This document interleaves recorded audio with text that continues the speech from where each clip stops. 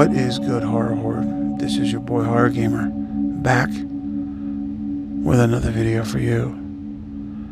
And in tonight's video, we have another The Legend of. And on tonight's episode of The Legend of, we travel all the way to Tennessee to explore a truly terrifying and popular urban legend. The urban legend known as the Bell Witch. The legend of the Bell Witch is probably one of the most famous pieces of Southern lore. It's a story of a spirit who tormented a Tennessee home over 200 years ago. And as the story goes, she may or may not still lurk around Robertson country. She's become an iconic witch, inspiring major motion pictures and even attracting the attention of a soon-to-be president. Even more compelling is that, unlike a lot of other paranormal figures, this story is supported by eyewitness accounts, affidavits, and documents penned by those involved in the haunting. The story goes that in 1804, John Bell and his family settled on 300 acres of land known as Adams, Tennessee. The disturbances began over a decade later, beginning in 1817. It started with sounds, standard paranormal fare for the most part.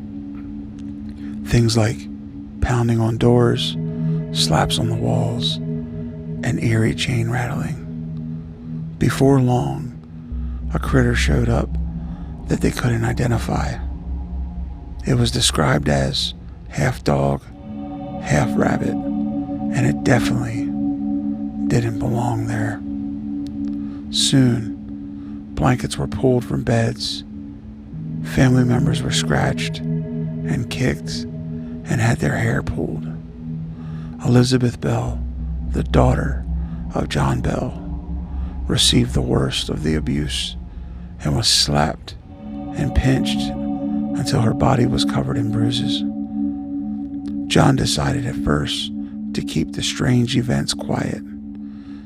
Eventually, he confided in a friend, and the committee was formed to investigate the strange happenings. The spirit identified herself as Kate Batts, a neighbor of the Bells, with whom John Bell had some bad business dealings. The ghost quickly became known as Kate. 3 Bell sons had fought under General Andrew Jackson, and Jackson was intrigued by the story that he insisted on visiting the family. The witch taunted his men, held the carriage wheels still, and calling out the frauds in Jackson's entourage until they were seen in a field the next morning, headed to Nashville. Kate continued to torment the family relentlessly, vowing to kill John. When Bell breathed his last breath in 1820, a vial of what was presumably poison was found. John Bell Jr. gave some of it to the cat, which died instantly.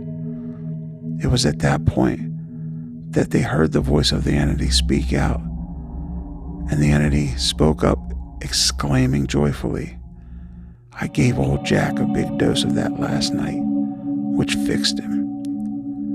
John Jr.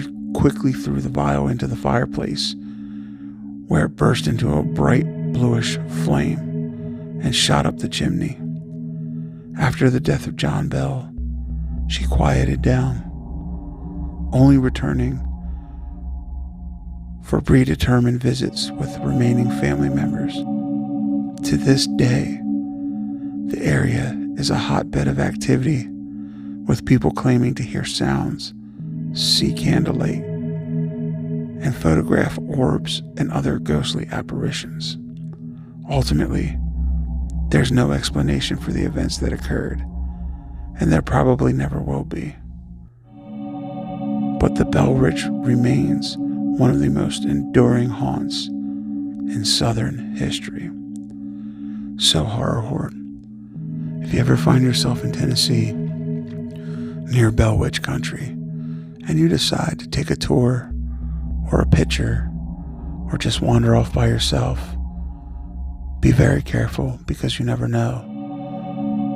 You may or may not bring something back with you. So with all that being said, Horror Horde, this is your boy Horror Gamer saying until next time, don't fear the darkness. Embrace it.